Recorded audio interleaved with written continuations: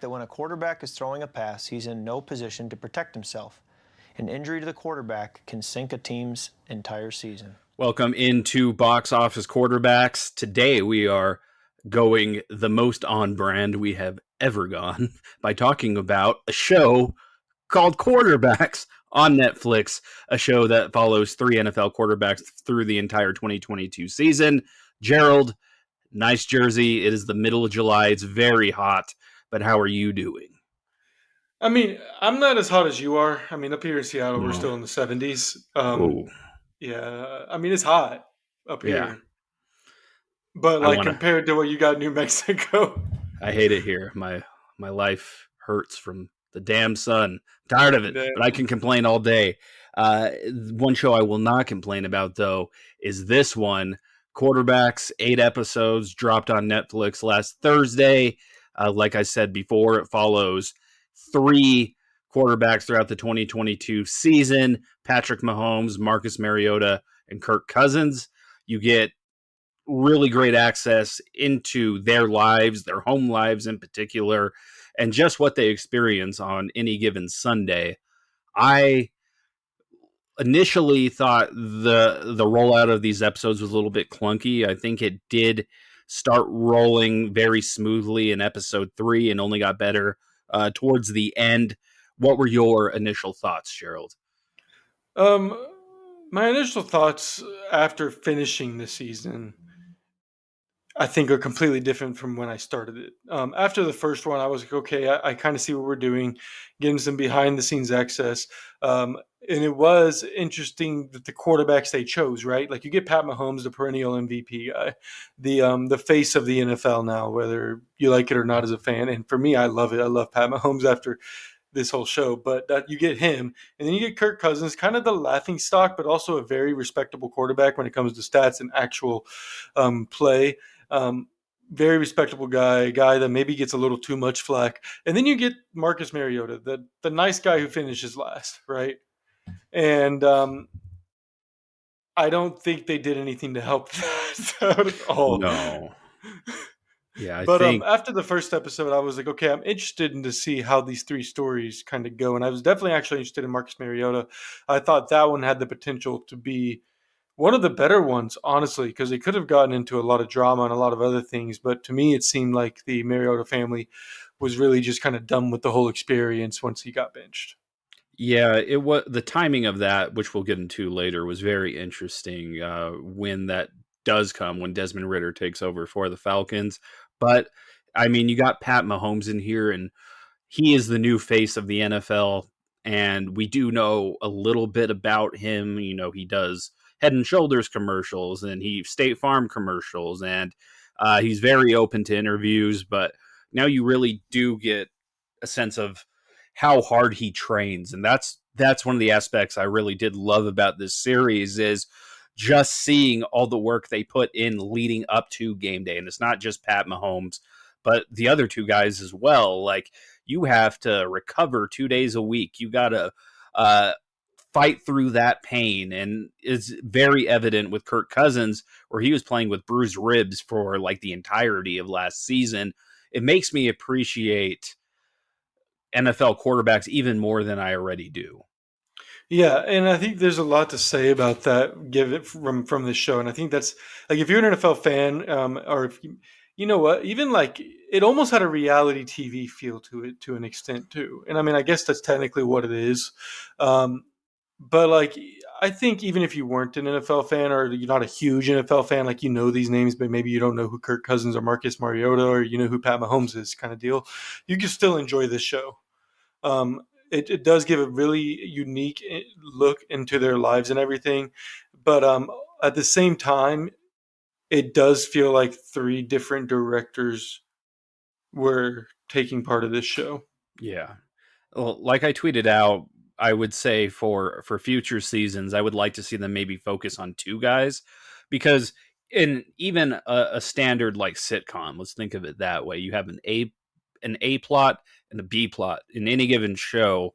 I just think that the third story, which really ended up being Marcus Mariota, it was an afterthought. And when he leaves the team, when he gets benched, you don't see him really until the very end of episode 8. So I think the show was stronger when we were focusing on just Kirk and Pat Mahomes. Yeah, but then it did also become the Pat show the last episode and a half or so. Yeah. I guess understandably so, considering Kirk and the Vikings lost in the first round of the playoffs. Um, but like I also, and I said this in a text to you, to me it felt a lot like, because every one of these quarterbacks had different, they were giving the amount of open, like they were allowed to be as open as they wanted or as closed off as they wanted, right? You could tell the Mariota and his family were a little more closed off. They were open to it, but they were like, we just want to do the bare minimum, right? Didn't really want to get into specifics on anything, which is fine. That's their own privacy. Then you get the Mahomes family, which it definitely seemed like was produced by their PR team. Because you come out of this and like going into this, I've always liked Pat Mahomes as a player since he's been in the NFL. I hated him in college, but that was only because he was a Tech. Um, and I do not like Texas Tech, but he's been hella fun in NFL. So I've always liked him, but I've also seen, the shit with his brother. You see shit online about his wife and everything. You hear about how annoying those families can be. So I was a little sketchy, but like this one definitely makes you. I even like his wife a little bit. Like I didn't not like her. I just didn't have an opinion on her. But like they swayed me to her, And then his brother had like two lines: "Woohoo" and "Let's go." Yeah. So That was and like he definitely barely showed up. that was definitely a decision on the creative team. But Yeah. yeah, Brittany Mahomes, I liked a lot in this series. I thought like she was like very supportive, like everything she does for Pat. Hmm. Like I had no complaints about her whatsoever. I love the Kirk Cousins family though. His wife, I thought was pretty great. How she picks out his clothes for game day, because everybody always makes fun of Kirk about this guy's swimming in Cole's cash and whatever they say about him. But they just seem like really genuine people, like, and they really do like helping the community, and like Kirk seems like a really great guy, and I have Yeah. a newfound respect for him as well. Yeah, Kirk Cousins is definitely the winner out of all of this, right? I mean, like Pat already had tons of fans. Kirk has only mainly had doubters. And I think this series and what the producers did that really helped Kirk is the Vikings were the most pressured quarterback team in the NFL at one point last year. I don't know if they finished off at that, but they were the most pressured at one point. Um, Kirk was getting hit a shit ton of times, a whole bunch of times, every damn game. The offensive line was trash. And on top of that, defense was allowing 31 plus points a game most games.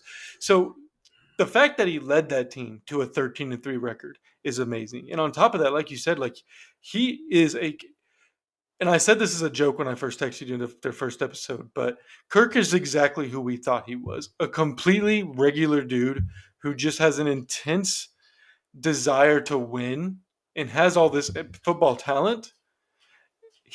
And he just wants to do good with it. Like he is genuinely a good guy. Like you said, like every like singing to his kids. He gets back after a playoff loss, and there are some dads, and like this isn't a knock on dads who are NFL or athletes at all, but like there are some dads in the athlete spec world that we all know would not be just sitting there helping give his sons a bath and like holding back while they're sitting there and talking about how like he held back and stuff, and like that's a dad thing, right? That's a Yeah, normal dad thing. It's not a big thing. Like every dad would probably do it. But after just losing a playoff game and hearing the kids talk about it like it's no big deal and having to just move on into like normal life, it's a newfound respect, right? Like this guy has a normal like 2.5 story home in Minneapolis, probably, yeah, and has like Christmas lights up, sings his kids to sleep, takes Tuesdays off so they can do really special things together, and does literally everything just to get any edge he can in the game. Like Pat does a whole completely different training with physical training and like the hard physical training, trying to make sure he stays healthy after tearing like messing up his ankle and all that stuff. Kirk is doing mental, he's doing physical through like literally training his body to be better. Um, and like it makes me want him to get that Lombardi trophy to put in his little yeah. hideaway closet. Yeah, like me too. Yeah, you're a Vikings fan, so you have like a vested interest in him. But after that, if the Vikings do ever win the Super Bowl with Kirk Cousins, I'd be happy for the guy just because he is like you said, Gerald, he is who we thought he was, which is a Dennis Green coach quote from like 10 years ago, 15 years ago at this point. But yeah, I would say like, favorite scenes in here are any of the home scenes, like, or any of them off the field. I loved when Kirk was in like a Barnes and Noble for 2 hours. I just love seeing like the personal side that these are people too. And that's something I would want to see more of if we do get a season 2 of this series. Yeah, and like honestly, I think we could still do season 2 with both of these quarterbacks and have fun with it, right? You keep an Yeah. AFC quarterback, keep an NFC quarterback. If you get lucky, they meet in the Super Bowl. If you don't, well, it was still a lot of fun. Plus, with the Vikings, I loved every Pat Mahomes scene. I loved every Kirk scene. My favorite Kirk scenes were like his comeback against the Colts. Just getting inside his head a little bit. I was wondering, like watching that game, I'm like, what the fuck is Kirk Cousins thinking? And like just being Yeah. able to get into their heads like that access that was given to them was great. And like also getting into Pat's head, um, both in the Bengals playoff game and in the Eagles game, like getting all those behind the scenes of his injuries and everything just gave me a bigger respect for Pat too.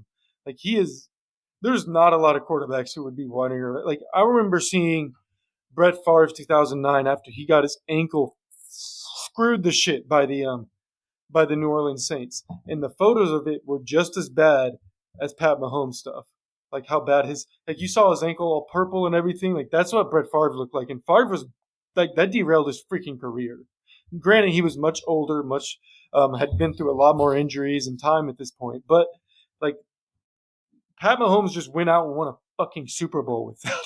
Yeah, high ankle sprains are crazy. You'll like Like, most guys are out for like 6 to 8 weeks with that type of injury. So yeah, I was just like, what the hell's going on here, Pat? That yeah, was those are my favorite. One thing I would like to see more of though is just, and I understand this is a show about the quarterback, but just more interactions between them and certain players, not just the whole team, but like we get little videos and shots of Justin and of JJ and Kirk messing around, or Kirk and like Adam Thielen talking, and but like we whenever he's talking about some of these guys, like they just feel so removed from the story.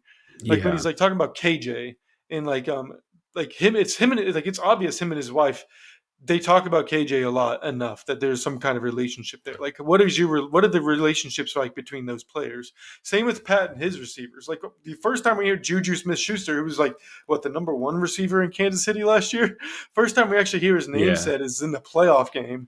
Whenever they let some of the announcers talk about it, it's just I would like to see some of those relationships. We saw a little bit of it with Pat and Travis Kelsey, yeah. but more of that would have been fun. Yeah, I think that is a way to go. I would like maybe next season to focus on like a rookie quarterback. I think that would be interesting. Like maybe Micah Bryce Young or something for a season and just see how it goes. And yeah, more family scenes. That's probably what I would hope for a season 2. Anything else you would want before we get out of here? Anything else you want to add? No, not really. Just that this was released at the perfect time, right before football season, right when players are coming back for OTAs and everything. And I think that giving us 6 months really to kind of stew over the Super Bowl and forget most of the plays and most of the games in the season made watching this even better. Had this come out a month after the Super Bowl, I don't know if I would have really wanted to watch the last 2 episodes because we just saw all that shit. But Yeah. like getting to see that and all the insight on that was fantastic and amazing. Um, Also, like I agree, I kind of want to see a rookie quarterback and maybe someone like Dak Prescott. I know I'm hate watching Dallas Cowboys stuff, but I think it'd be interesting to get into the head of a quarterback of the Dallas Cowboys. Yeah, like we got a little bit of it when they're on Hard Knocks a few years ago, but it would be cool to see someone high profile like that. Yeah. Like we had Mahomes, but like Dak Prescott, maybe even like Russell Wilson, like a year after having the worst season of his career, Yeah. I think would also be interesting. But Yeah, yeah, but I think Russ would be really bad at doing that and also playing football. yeah, Russ if you can't thought multitask when he makes anything about himself. no, and his PR team would be all over that. Yeah, So but that also is just that. one other thing I wanted to add is like I loved the attention to like allowing the quarterbacks to talk about how unique every season is, because even though like the Chiefs are returning and we know they'll be good, that is an entirely different team that won it last year that it wasn't a few years ago. And for Kirk Cousins and the Vikings, like even just watching them as a Viking fan, I'm like, Dalvin's not here, Thielen's not here, this guy's not here, that guy's not here.